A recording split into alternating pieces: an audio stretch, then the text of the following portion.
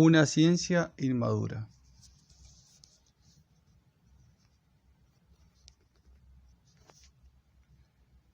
En síntesis, y aunque esta idea pueda sorprender en un primer instante, no es difícil probar que la teoría de la personalidad ocupa también para el marxismo un plano de primerísima importancia, aun cuando esto plantee una cantidad de interrogantes que será necesario examinar con detenimiento.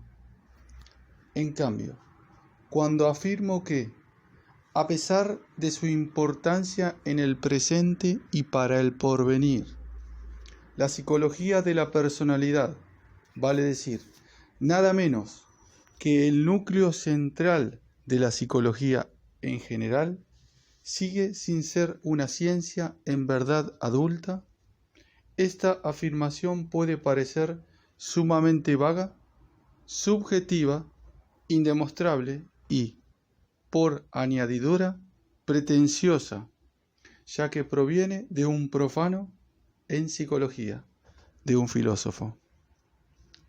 En cuanto a la presunción y, más esencialmente, a los derechos y facultades del filósofo marxista en materia de psicología, más adelante me referiré a este asunto crucial. Pero en lo que respecta al juicio según el cual la psicología de la personalidad no es todavía una ciencia realmente madura, no está dictado por el capricho ni mucho menos. El carácter adulto de una ciencia es un hecho preciso, objetivo, demostrable, cuyos criterios pueden ser extraídos a la vez de la historia, de las ciencias y de la teoría del conocimiento. Así, la economía política no era antes de Marx enteramente adulta, con su obra llegó a serlo, es decir, elaboró en forma definitiva sus órganos esenciales, quedando en condiciones de producir todo lo que se espera de una ciencia semejante. ¿Y cuáles son esos órganos esenciales de una ciencia? Una definición por cuyo intermedio sea posible captar con exactitud la esencia propia de su objeto y, vinculado con aquella, el método adecuado para estudiar dicho objeto. Conceptos básicos mediante los cuales se expresen los elementos principales y sobre todo las contradicciones determinantes de esta ciencia.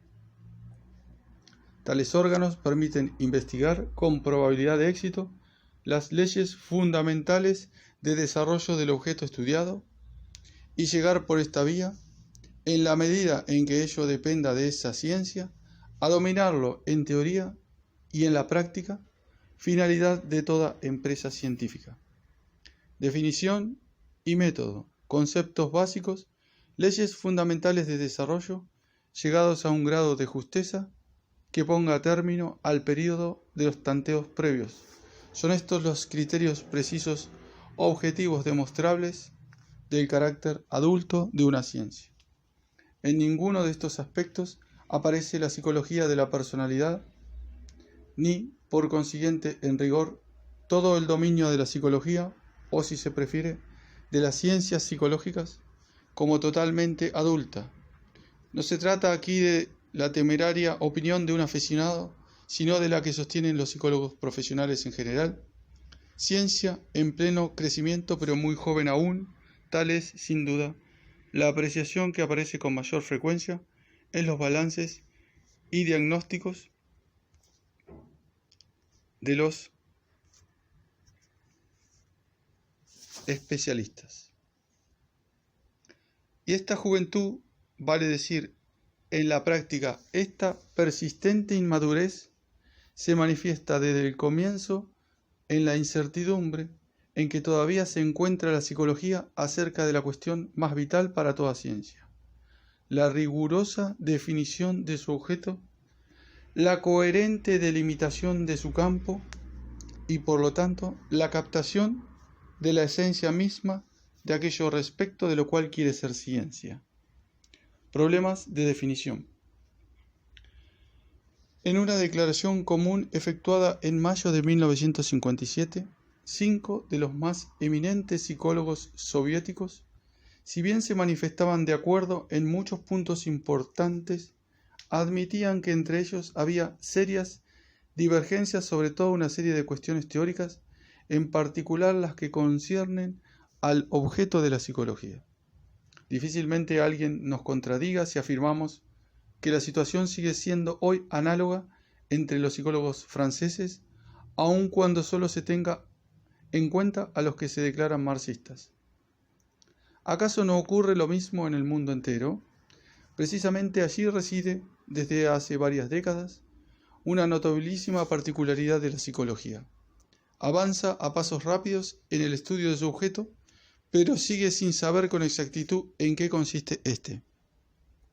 Decía Pierre Janet en 1929, en una de sus últimas conferencias sobre la evolución psicológica de la personalidad. La concepción de una ciencia es siempre algo muy difícil y muy vago. Los estudios científicos se realizan casi siempre sin saber bien qué se hace y hacia dónde se marcha. Esta dificultad me parece especialmente evidente cuando se trata de la ciencia psicológica, la más nueva y dinámica de las ciencias de hoy. 30 años más tarde, Henry Wallon calificaba a la psicología como ciencia de campo aún confuso y métodos más o menos inciertos. En el mismo sentido decía René Zasson, la psicología se ha desarrollado mucho antes de poder definirse a sí misma, y sin que la curva ascendente de sus logros y de los logros de las ciencias afines constituyera, progresiva, gradualmente, una verdadera definición. En fecha más reciente, Jean Piaget, en Sabiduría e ilusiones de la filosofía, aunque asume la defensa total de la mayoría de edad de la psicología en contra de la tutela impenitente de los filósofos, reconoce sin rodeos el carácter todavía incompleto de esta ciencia joven aún, y cita aprobatoriamente esta afirmación de Paul Freise: el campo que ha conquistado es cada vez más vasto, pero está apenas desbrozado. Otros van más lejos. Cuando se le hizo a Michel Foucault esta pregunta directa y oportuna, ¿qué es la psicología?, respondió: es de pública notoriedad que, en primer lugar, la posición científica de la psicología no se halla bien establecida y que además no es nada clara. Y dice en otra parte con edificante displicencia: no creo que deba intentarse definir a la psicología como ciencia.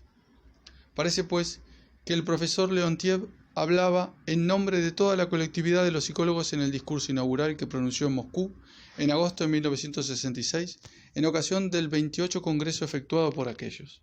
Después de señalar que la psicología pasa por un periodo de impetuoso desarrollo, agregaba: sin embargo, estos incontestables progresos no deben ocultar las serias dificultades que sigue enfrentando hoy la psicología mundial y que se relacionan con la interpretación teórica de los hechos acumulados y la construcción de un sistema de la ciencia psicológica. No podríamos, por cierto, como lo hizo Nicolas Lange a principios de siglo, comparar a un psicólogo moderno con Príamo, sentado sobre las ruinas de Troya. En nuestros días, el psicólogo parece más bien un constructor que dispone en abundancia de materiales de superior calidad y, más aún, de conjuntos terminados, pero carece de un plan general, de un todo arquitectónico sumamente complejo que debiera componer. ¿No será este contexto el origen de la impresión de anarquía que reina en la teoría psicológica? Estos pocos textos, a los que sería fastidioso pero fácil agregar muchos otros, ponen de relieve la cuestión esencial. Hela aquí. Si la psicología, pese a los enormes avances logrados, sigue hasta ahora siendo globalmente una ciencia inmadura, ello significa que esos avances no han sido todavía decisivos en cuanto al problema del cual todo depende, a saber, el plan de conjunto de su campo, la coherente delimitación de sus objetos. Y sin duda es también esta la causa de que la inmadurez teórica se distribuya de manera muy desigual, Ella es poco perceptible y aún discutible en el estudio de tal o cual modalidad.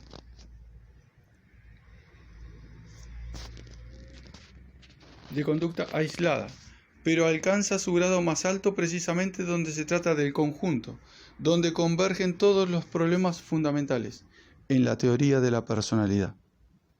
Tampoco a este respecto se trata de un punto de vista, es la opinión general de los especialistas.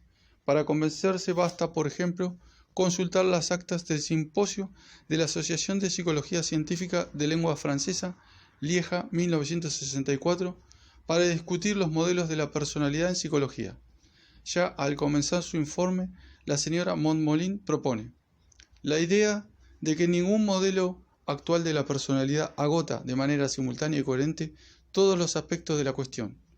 Por añadidura, como señala entre otros Bresson, desde el primer momento llama la atención una heterogeneidad entre el análisis factorial de los rasgos y el psicoanálisis, entre las teorías psicopatológicas y los análisis de Kurt Lewin, no observamos características comunes. Si aquí se hubiesen presentado comunicaciones sobre la tipología pavloviana o la de Sheldon, sobre las teorías elaboradas por Hall o Tolman, tal heterogeneidad habría aumentado. El único rasgo común parece ser el término personalidad, pero podemos dudar de que en tan diversos encuadres cubra un mismo significado. Vayamos más lejos. ¿Es la personalidad un real objeto científico? Son muchos los que dudan de ello, dice Lagache. He hablado de modelos de la personalidad a fin de situarme en el tema propuesto a los participantes de este congreso. Me pregunto, no obstante, si los círculos de especialistas en psicología no se hallan dominados por el culto de la personalidad. Por mi parte diría que la personalidad como tal no existe. Lo que existe son redes de relaciones, pero la personalidad misma no es más que un modelo. Canestrelli agrega que la personalidad es una construcción de nuestro pensamiento. En tal caso, ¿no son las teorías de la personalidad meras construcciones ideológicas? Es lo que cree Pagés.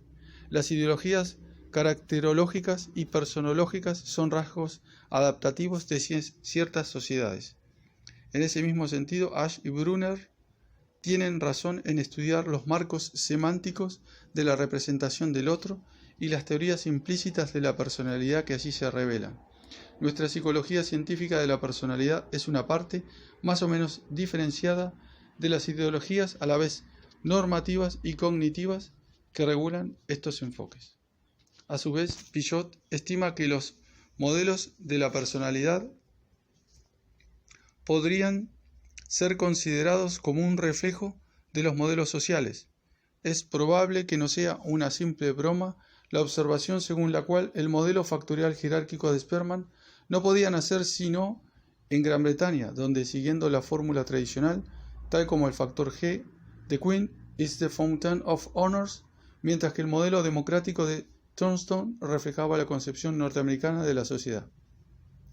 De todo este debate, quien al parecer extrae la conclusión más clara es Nutin, cuando expresa: no se favorece a la ciencia creyendo que se ha llegado, cuando todavía no se ha podido abordar de manera científica los verdaderos problemas en toda su complejidad.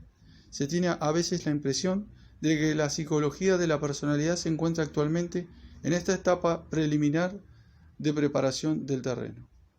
Así pues, según el criterio de los propios psicólogos, la psicología de la personalidad sigue enfrentando hoy problemas irresueltos en cuanto a la primordial cuestión de establecer su objeto y delimitar su campo.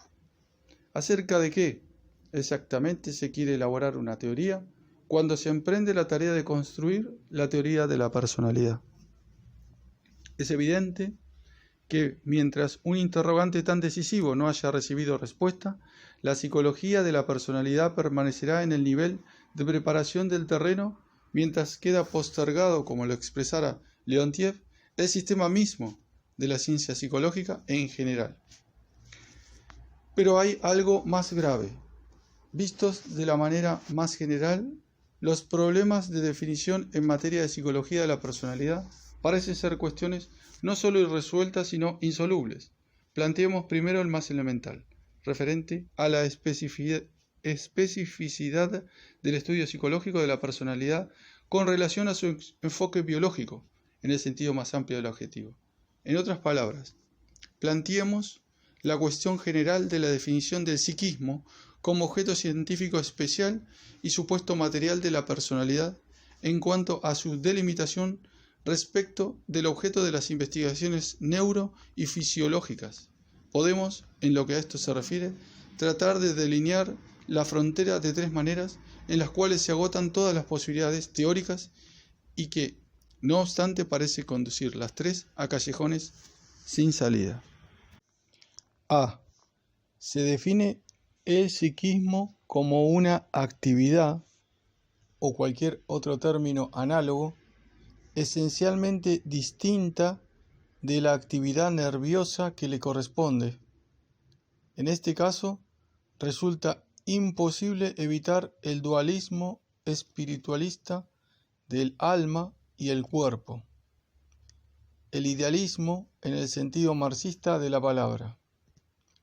Una definición semejante, sean cuales fueren sus variantes modernas, no es más que un avatar de la vieja concepción metafísica de la psicología como ciencia del alma, concepción categóricamente insostenible en el actual estado de los conocimientos, con mayor evidencia para un marxista. B. Por el contrario, se define el psiquismo como una actividad que de hecho no es otra cosa que la actividad nerviosa. En esta eventualidad no es posible evitar que la psicología se volatilice en provecho de las ciencias biológicas. En el mejor de los casos, se tratará de una volatilización momentánea, la cual permitirá provisionalmente que una psicología carente de ubicación determinable vagabundee por los campos sin cultivar de la futura ciencia materialista. Se dirá, por ejemplo, que la fisiología no se halla por el momento en condiciones de abordar en el terreno que le es propio ciertos aspectos muy complejos del psiquismo, con lo que se concederá otro plazo de vida a la improvisación psicológica. Pero inexorablemente llegará la hora en que el estudio del psiquismo humano sea totalmente abarcado por la verdadera psicología materialista, es decir, la neurofisiología de la actividad psíquica. Algunos intérpretes del pavlovismo sostuvieron en el pasado este punto de vista liquidador respecto de toda psicología entendida como ciencia radicalmente autónoma con respecto a la fisiología nerviosa. Los extravíos a que ha conducido tal fisiologismo, su esterilidad desde el punto de vista psicológico, el perjuicio que causó en definitiva al propio materialismo, pronto veremos por qué, constituyen inconvenientes tan grandes que puede dudarse de que en la actualidad haya adeptos entre las personas informadas y pensantes. C. Queda pues una sola alternativa: sostener sin dejar de afirmar la unidad entre lo psicológico y lo fisiológico, lo subjetivo y lo objetivo, que el hecho de estudiar este objeto único, que es el psiquismo, desde dos perspectivas diferentes, no impide que psicología y neurofisiología sean ciencias definitivamente distintas. Parece haberse dado así un gran paso hacia la solución. Lamentablemente, el dilema anterior vuelve a presentarse en términos que, no por haber sido desplazados, resultan modificados de forma radical. Esta diferencia de perspectiva es diferencia subjetiva de los enfoques adoptado sobre un objeto puramente único o se basa, por el contrario, en una distinción real en el interior de ese objeto.